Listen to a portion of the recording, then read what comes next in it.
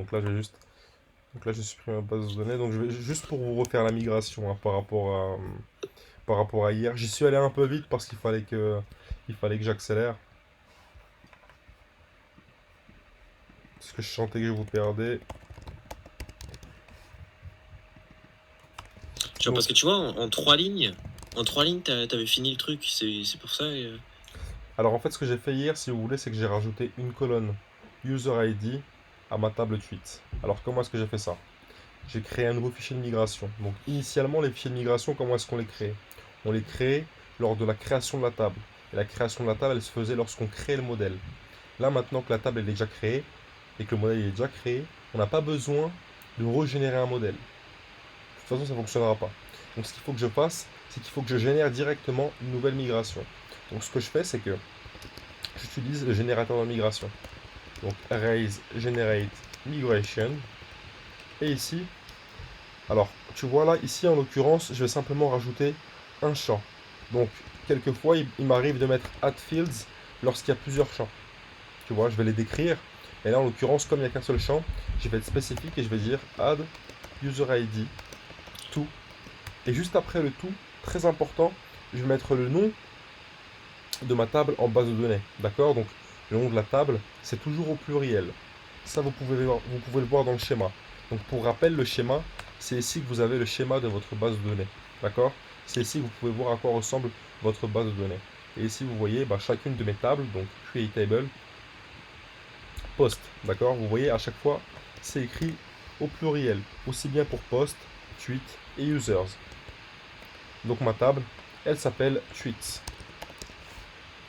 Et juste après, comme lorsqu'on générait les modèles, et donc les migrations qui étaient associées, je vais rajouter le champ dont j'ai besoin.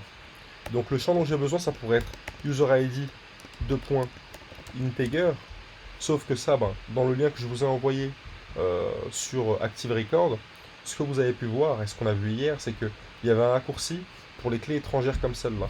Ce qu'il faut utiliser, c'est user référence. Et ça, dans le fichier de migration, vous allez voir que ça va directement créer un user ID de type big integer. Donc là, je tape. Mais Oui. du coup, le nom de la migration est interprété par Ruby on Rails ou c'est juste pour nous? Alors, le nom de la migration, il est pour nous et il est interprété par Ruby on Rails. Là, il ne va Ok. pas calculer le add user ID. En revanche, ce qui est après le mot-clé tout, il va le calculer. D'accord? Donc là, ici, il va comprendre que ce que je veux rajouter là, c'est dans la table tweet. D'accord? Et puis après, je lui passe les informations des colonnes que je veux rajouter à cette table-là. Et donc ça aussi, il va l'interpréter. Donc là, Ok. j'appuie sur Entrée. Donc j'ai mon nouveau fichier de migration qui a été créé. Je le copie. Ici, je recherche. Je me rends dedans. Et vous voyez ici, add référence, tweet, user, null false, foreign key, true. Donc ça là, le null false, je vais le supprimer.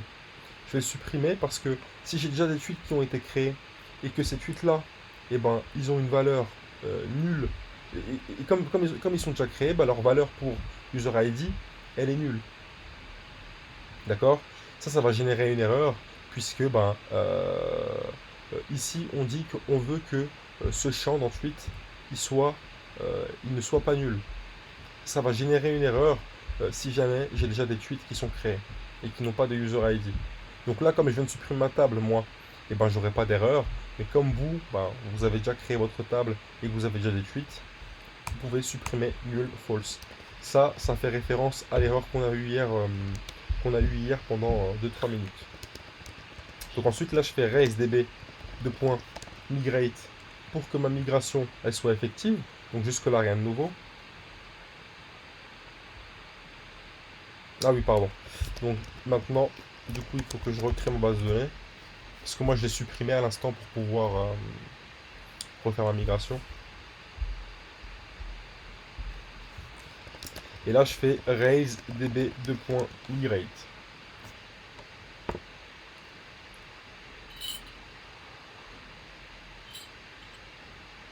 Là, du coup, ça a suivi toutes les migrations et ça a recréé toutes les tables. Oui c'est ça, c'est parce que moi j'avais supprimé toute ma base de Ouais. données en faisant un raise db de point drop.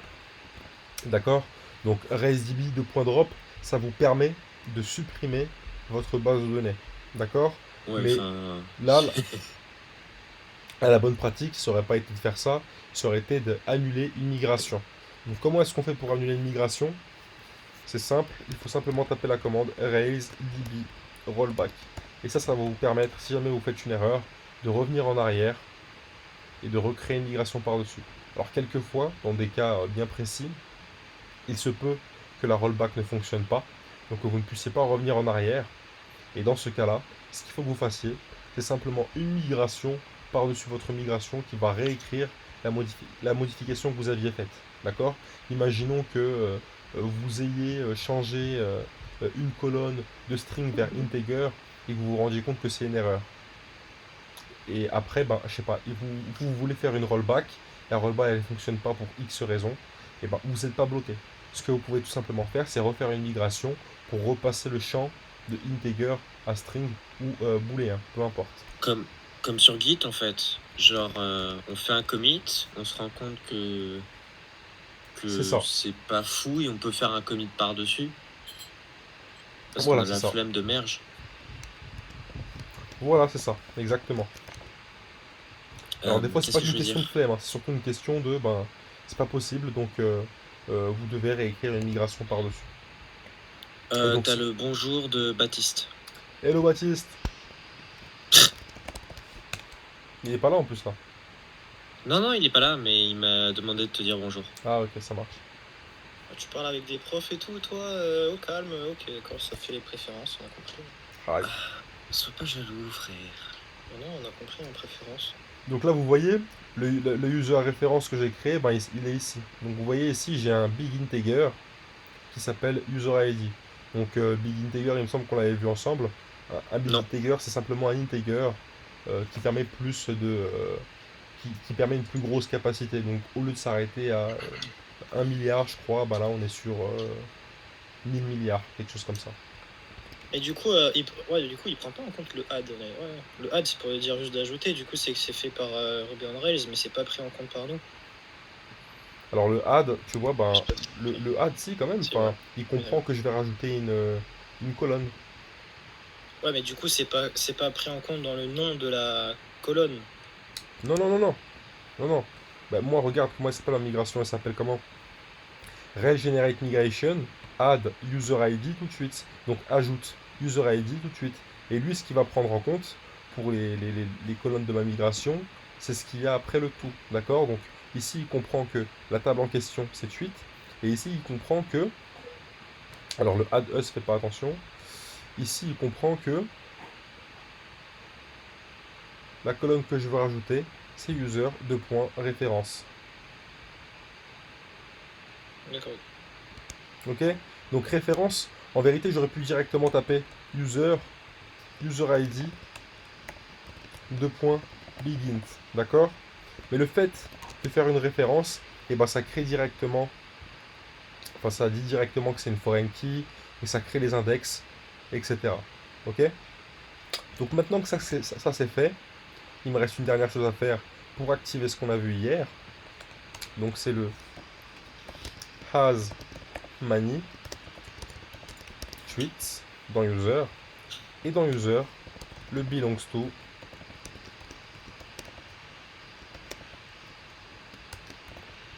le point user.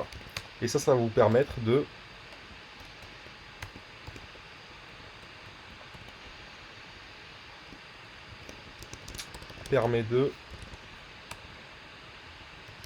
d'accéder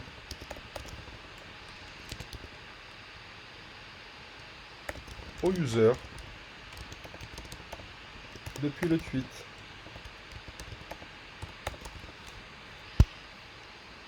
Et donc de faire un tweet.user.email directement par exemple.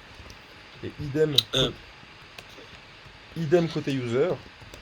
Ici on va pouvoir faire user.tweets.last.content ou alors tout simplement boucler dessus. Du coup, si j'ai bien compris, la migration va ajouter une colonne Mhm, dans la base de données, mhm. tandis qu'au niveau des modifications dans les modèles, C'est ce qui va permettre de dire, ok, le tweet appartient au user et un user peut avoir plusieurs tweets. C'est ça, exactement. Ok. Mais ce qui me paraît le plus bizarre, en fait, c'est l'appartenance qui est fait en deux lignes comme ça. Genre as many tweets et tout. Enfin, c'est perturbant. Ouais, je comprends. Après, c'est Active Record qui permet de faire ça. Et ça vous fait gagner un temps fou, quoi. Donc tu vois ici, bah, maintenant qu'on a fait ça, ce qu'on peut faire maintenant, c'est qu'on peut aller dans notre contrôleur post.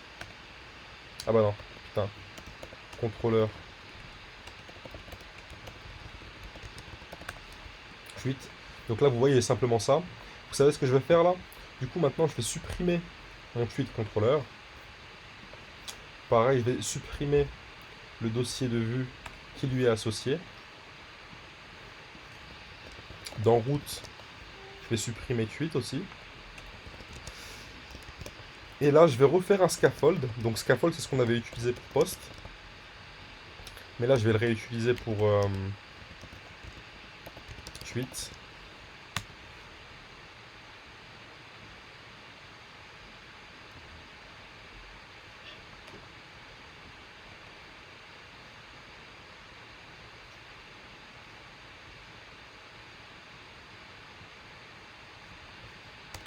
Ah oui, comme j'ai déjà le modèle, il faut que je force. Donc là, je vais forcer.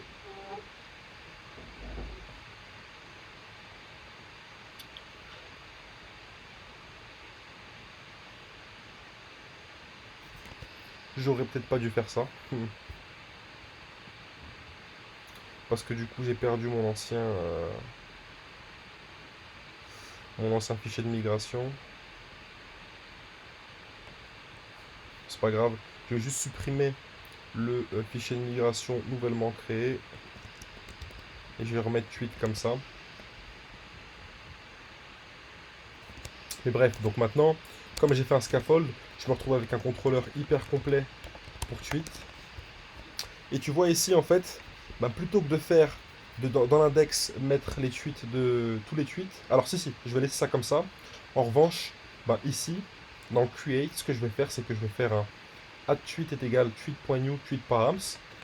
Et ici, bah, avant de sauvegarder, puisque ici je fais un save, tu vois, et ben ici je vais faire un add tweet.user est égal current user. Tu vois? Et le current user, là, ça marche pour récupérer directement le user actif. À condition qu'il soit connecté, c'est ça. Et ça, c'est l'équivalent de. J'aurais pu le faire en une seule ligne. En une seule ligne, j'aurais pu le faire comme ça. Add tweet est égal current user.tweets.new tweet params.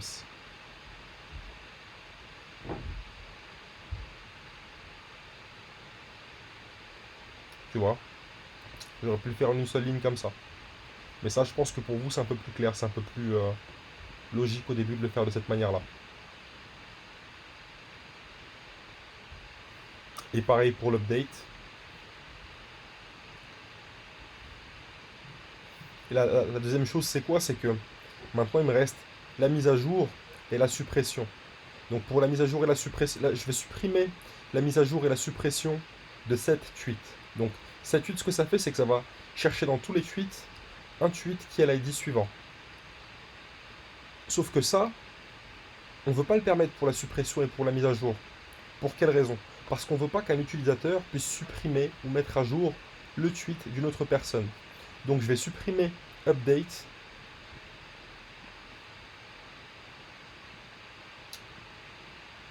Alors en vérité, je vais supprimer l'edit, l'update et le destroy de cette méthode.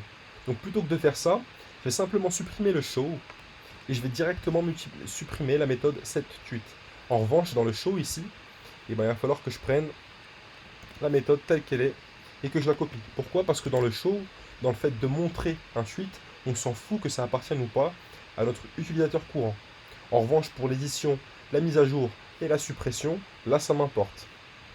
Donc ici, cette tweet, je vais simplement le remplacer par current user index.tweets.find params id.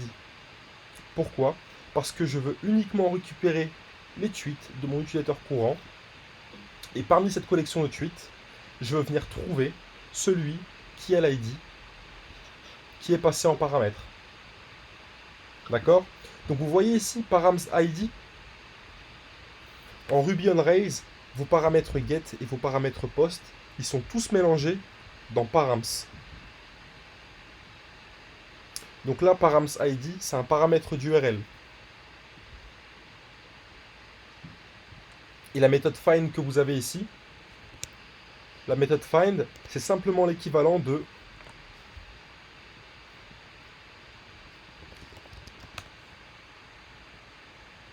la méthode find, c'est l'équivalent de... Alors, je vais simplement créer un tweet. Ah bah non, je peux pas.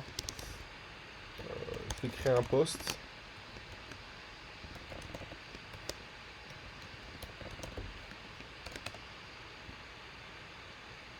Donc en fait, find c'est simplement l'équivalent de where id.first. D'accord? En fait, le find, c'est un where id.first. Mais toutes ces méthodes-là, encore une fois, vous pouvez les retrouver dans ce que je vous ai envoyé hier. Dans... Alors, où est-ce que je vous ai mis tout ça? Je vous avais envoyé hier les liens là. Vous les Oui. mis dans général? Non, non, non, Dans Didier. dans Didier. Dans Didier, mais je les retrouve pas. Si, en bas. Un peu plus haut, du coup, mais ouais. Ah oui, en effet, pardon. Donc là, c'est la cheat sheet Ruby on Rails. Et il y a la deuxième, Oh shit. qui est l'Active Record cheat sheet. Et donc, vous voyez ici, on a find.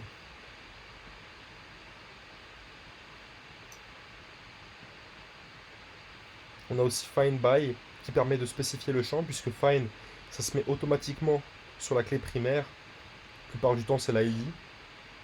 Mais que vous pouvez modifier par le UUID pour plus de sécurité par la suite. On n'est pas encore là. Et là, vraiment, vous avez tout. Tout ce dont vous avez besoin, tout ce que vous avez besoin de connaître par rapport à Active Record, vous l'avez ici.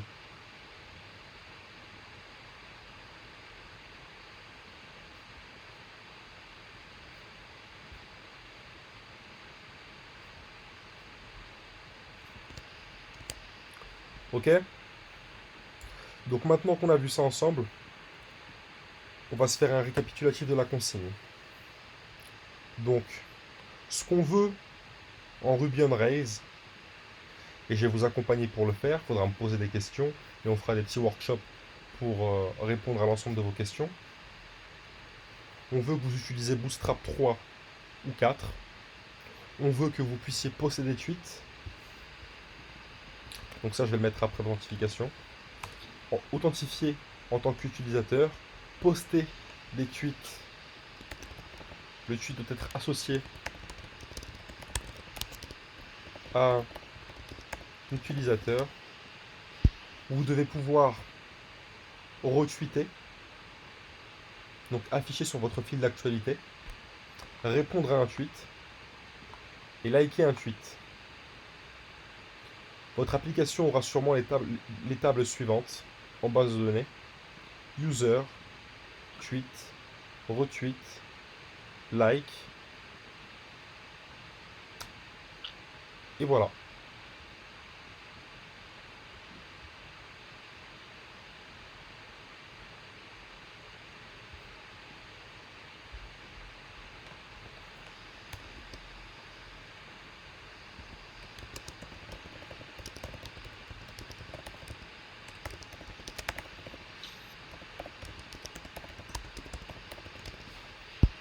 Ainsi qu'avoir un panel d'administration type ActiveAdmin. Donc ActiveAdmin, je vais vous montrer par la suite comment l'utiliser. Donc vous voyez, il y a peu de consignes. C'est pas énorme. En revanche, Surtout que certains éléments peuvent se faire en quelques clics ou en quelques lignes de code du fait qu'on puisse après, sous-estimez pas le travail qu'il y a, dans le sens où il y a quand même la vue à faire. Ah, parce qu'on est noté sur la vue. Et bah... Ah bah là c'est Le bootstrap, quoi. MVC, enfin non, je vous noterai pas sur le design, mais simplement il va falloir que vous ayez un fil d'actualité qui affiche les différents tweets, que sur cette page-là vous puissiez créer un tweet, enfin faut que ça fonctionne, faut que votre application elle fonctionne comme Twitter, c'est-à-dire que la page d'accueil c'est la timeline où on peut voir les différents tweets, quand vous cliquez sur un tweet vous pouvez l'afficher, ensuite ben, vous pouvez répondre à ce tweet, vous pouvez le liker, vous pouvez le retweeter, vous devez avoir un profil qui affiche vos différents retweets. C'est pas si simple que ça en vérité, hein. Oui, si, c'est dans la poche. Et du coup, ouais, ce que je voulais te dire. Pour le tweet,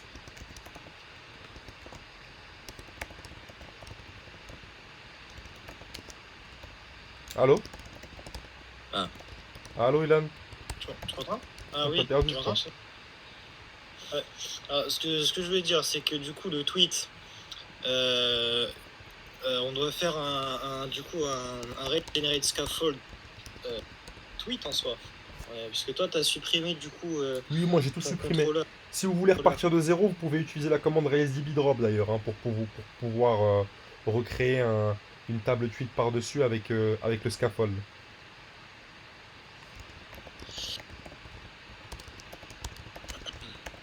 Parce que du coup, le scaffold, il crée. Et en fait, il nous recrée ce qu'on a déjà créé.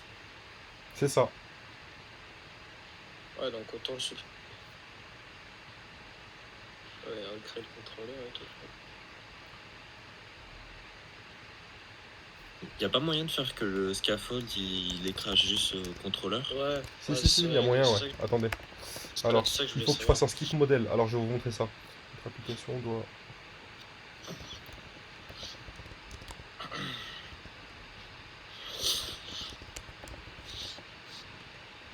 En vrai, c'est trop stylé. Mais dis-toi, les autres frameworks le font aussi, hein. Là, tu vois la puissance des frameworks. Ouais, Oui, c'est mais clair. je connais pas les frameworks de ce genre.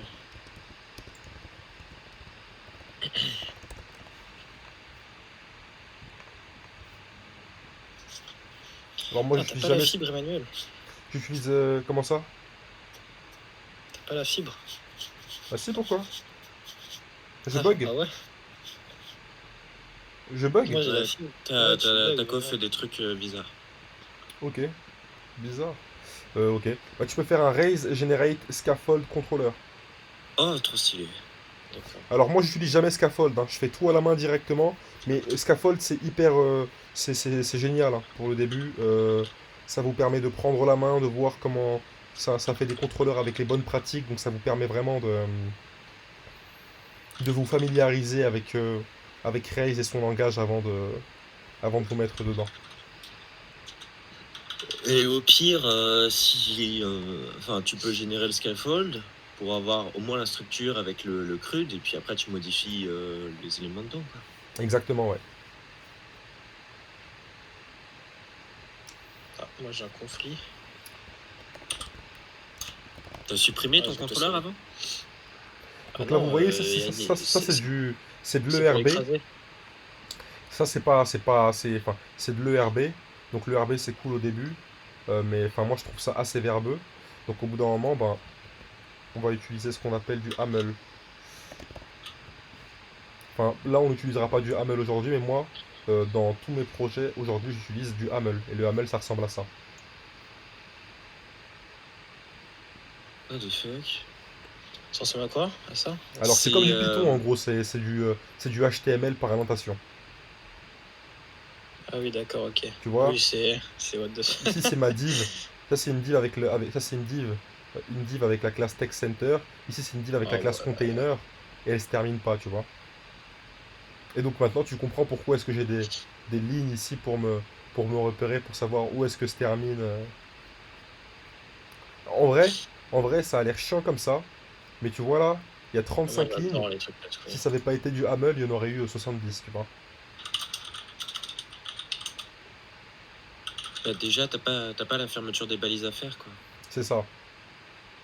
Au début je trouvais ça chiant, mais je me suis vite familiarisé avec ça et aujourd'hui quand je suis obligé de faire de l'ERB, là il y a un projet sur lequel je fais de l'ERB, Voilà, qu'est-ce que je trouve ça chiant, je trouve ça tellement lent.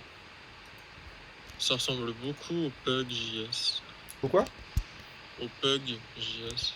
Pug.js. Alors on en apprend tous les jours. Pug.js.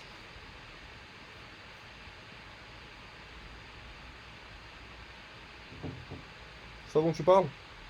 Oui. Là, il explique comment compiler, mais normalement, si tu cliques sur code, je pense, tu peux avoir un exemple de code, par exemple. Et c'est quoi? C'est À pour. droite. Ça sert à quoi du coup? C'est un truc de templating.